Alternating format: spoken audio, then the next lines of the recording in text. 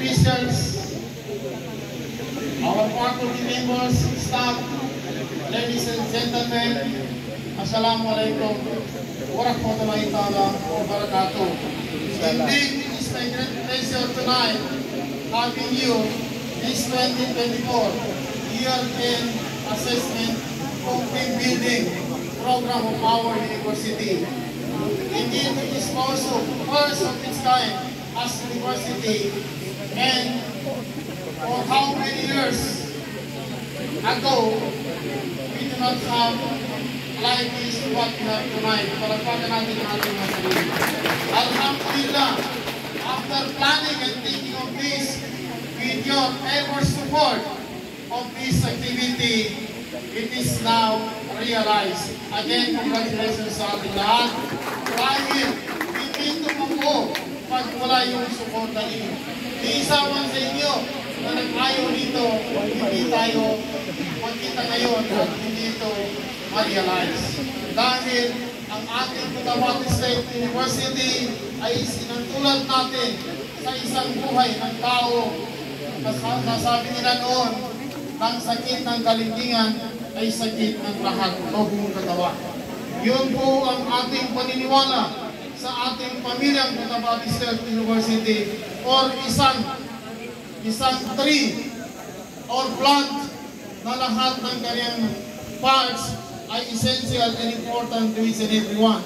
Mga pa-GSO man, security guard, faculty staff, vice president, and up to me as your father, lahat po ay pare-pareho, magkakaiba lang po tayo ng duties and responsibilities. Palagpakan natin ang ating mga sarili. Wala mang isa dito na mag-claim na siya po ay may pinakamaraming accomplishment. Lahat ay para sa ating lahat, at huwag natin sabihin na ito ay accomplishment kundi lahat. Naging university tayo sa tulong ninyong lahat. Nandito tayo lahat dahil sa ating lahat. Again, palagpakan natin ang ating mga sarili. Sa ating paglalakbay ngayon, galing ng Cotabato City at ngayon ay nandito na tayo sa Isla Hardin, Denmark. Tayo po lahat ay masaya. Totoo ba? Katulad ko ngayon, hindi ko na matandaan kung kailan ako nakapunta dito kaya nung last. Pero I'm sure na lahat tayo, ito pa yung pinakahuli na pagpunta natin dito. Dahil ito rin yung first time na makapunta tayo dito. Totoo ba? Yes sir, sa David Bagulong lang ang palaging nandito sa Isla Hardin. So yung panaginip natin na makapunta tayo dito, o maski sa panaginip wala man, ngayon nandito tayo sa ating prayers at pagtulong-tulungan ng ating mga faith at ang ating mga sarili sa bawat isa. Speaking of year-end assessment, wala man tayong dapat na maging problema from mission up to administration. Tayo lahat din po ay nagko-cooperate. In terms of our faculty members, lahat po ay kwalipikado at hindi sila ma-hire at hindi qualified. At lahat, almost ng ating faculty members ay may kanilang master's degree, relevant master's degree up to their PhDs. Totoo ba? Speaking of curriculum and instruction, alam natin ng ating curriculum ay aligned with that of the PRC and the 10th Memorandum Order of the Commission on Higher Education. And we are always aligning and having our curriculum development sa tulong ng ating Office on Instruction. Marami tayong mga seminars bago lang natapos yung in-service training ni Professor Maripas Abbas. Palagpakan natin ang Office on Instruction. And in terms of our support to students, lahat naman tayo ng mga faculty members ay talagang nagsumikap at patunayan na in spite of our blended modality ay nandyan po ang ating very high percentage in the licensure examination at meron ba tayong top notcher during the recent board examination for social work at yun po ay rank 3 this year sa College of Arts and Sciences. Palagpakan natin ang College of Arts and Sciences and other board courses in our university. In terms of library, every year po meron tayong procurement and purchase as requested by our university librarian with the head of our Bids and Awards Committee.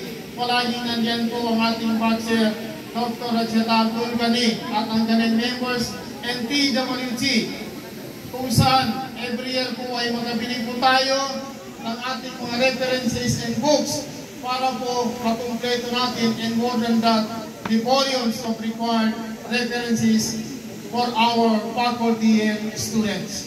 When it comes to research, it is now very noticeable that more than 50% of our faculty members are now engaged in research activities. Palagi pong nag-in-house review ang ating Director for Research, Dr. Tarhata Esquimalon. Palagpakan natin ang Office of Research Services. And likewise, with our extension activities, most, not only faculty members and even administrative personnel are engaged in extension activities in order that our community, nearby community, will feel the existence of our university when it comes to extension services under the office of Dr. Samsia Ibrahim on extension services. And all of that cannot be materialized without the ever support of our finance people led by Dr. Abonos Mendaliday and the finance committee of our university. So ano pang hahanapin natin ngayon sa ating university? Sa nakikita natin ngayon, sabi ko, ang ibang mga probinsya ay hinahati-hati pa. Ang ibang mga munisipyo ay hinahati-hati. Pero ang ating university, nakikita ko na walang paghahati-hati sa ating hangarin at layunin na ito po ay masustain and we can continue what we have started 3 years ago as university. Sangayon pa kayo doon? Sa ating nasimulan na yan, dapat ipagpatuloy natin na tayo po ay at comparable with other state colleges and universities, not only in the region, but in the national status. For this night, this will also manifest our thanks and gratitude. This is not only a year-end assessment and team building, but this celebrates our things that we have in our university.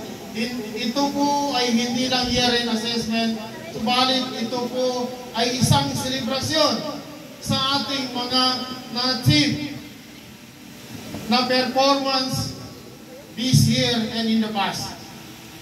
Nang dahil doon, tayo po ay nandito at kakaiba sa mga lumipas na taon. At ito po ay panimula po lamang sa wala, sabi ni Sir Pagulong, and we can continue this as long as you will cooperate in the coming years in Soala. So we will make this as one of our best practices. Pag kayo po ay sang-ayon at kayo po ay susuporta, dahil tulad ng sinabi ko, I cannot stand alone without your help. Kung isa mo lang sa inyo ang sasang-ayon, yan po ay pinapakinggan ng nasa taas. Kahit anuman ang gagawin natin, tulad ng mga panahon noon, na kung meron man isang kamatis na sira sa isang basket, yun lahat po tayo ay masisira. Maniwala ba kayo? Kaya po, we have to treasure what is our public image nowadays, and we could even improve that, and we can maintain that as a real university, that is Cotabato State University. Tulad ng sinabi ko, ito po ay hindi lang year-end assessment, kundi ito po ay isang selebrasyon at isa rin pong Thanksgiving. Indirect nilang sinabi na year-end assessment. Dahil pag-assess natin ang ating performance, kung meron pang sobra sa excellent, sobra pa kayo sa excellent. Palagpagan natin ulit ang ating mga sarili. So dapat tayo po ay magkakaisa. At ito po ay isa rin pagpuunawa at pagpatawad sa ating mga kapwa. Kung meron man tayong nasabi sa nabunawas, kung meron man tayong hindi napansin o may nasabi at nasagasaan, ito po ay isa rin. Kung sa maginanon po ay kapagampuna. Ang magampunatan sa guna, not because today is Ramadan. Hindi lang panahon ng Ramadan ang pag-uunawahan. Ang December din ay isa rin ang pag-uunawahan sa ating mga mahal na kapatid na Kristiyano. Dahil tayo po ay inclusive university, tayo po ay mag-uunawaan, magmamahalan. Dahil yan po natin ma-achieve ang tunay na karagalan at tunay na progress ng ating university, tulad ng ibang mga university na sila po ay pagdating sa pag-uunawaan. Although mayroong mga academic rivalries, pero hindi po yung mahalaga sa kanila. Lahat naman tayo ay napagbigyan. Walang magkakaroon ng competition sa academic dahil bawat isa po. When it comes to promotion, meron tayong joint circular.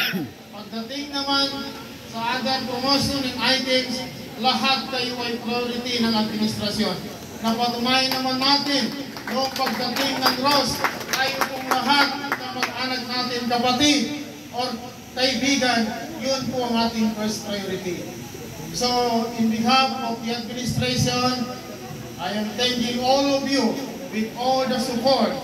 And baka itanong ninyo, tayo po ay nag-submit ba ng appointment. Nandun na po yung papel natin sa Commission on Higher Education in Sola.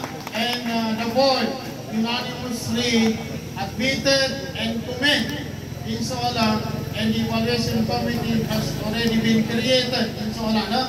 And hopefully mamastra with the attachment of the support of our good Ministry on Higher Education, Honorable Muhammad Iqbal, our City Mayor of course, and our Maguindanao Versor and MP, Governor Sami Magakuang, and of course, our DBM. Pag hindi susuporta si DBM sa akin, sabi ko hindi na ito mag-pari-appoint dahil wala na kaming budget sa director. So dahil nagbigay siya ng recommendation, sabi niya bakit naman ay excellence ang performance ninyo. And of course, even the Governor of South Cotabato, the President of the Partido Federal, ay nagbigay ng recommendation sa atin sa nakikita ng performance ng ating university.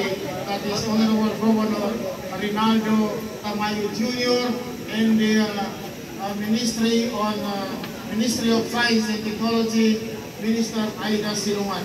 And of course, the Academic Research and Administrative Council.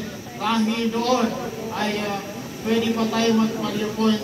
Pag wala yun, pag wala kayo, hindi na mag-pali-appoint. And we can declare the presidency open. But with your help, I'm also confident na gusto pa ninyong may pagpatuloy kung ano yung nasimula natin in Sola. Wabillahi taufiq wal hidayah. Wassalamualaikum warahmatullahi wabarakatuh. It's your time and mabuhay po tayong lahat in Sola.